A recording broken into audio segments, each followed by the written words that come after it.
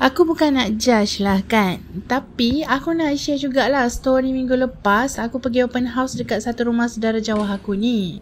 Bukan nak kata apalah kan, rumah dia cantik, kemas, teratur je. Tapi bila aku masuk je tandas dia, Masya Allah, tak tahulah nak explain macam mana. Dengan lantai melekit, sinki bergeladak, mangkuk tandas tu jangan cakap lah. Betul lah kata orang kan, kalau nak tahu orang tu pembersih ke tak, benda pertama yang kita kena tengok toilet rumah dia. Kalau bersih, maksudnya betul lah tu dia memang pembersih. Aku pun bukannya nak kata aku ni pembersih sangat, tapi tengok toilet rumah aku ni, dah sebulan lebih tak bercuci. Lantai dengan dinding sampai dah kuning-kuning. Disebabkan aku excited baru beli sabun Seaway yang viral ni, aku pun try lah cuci pakai Seaway bathroom ni.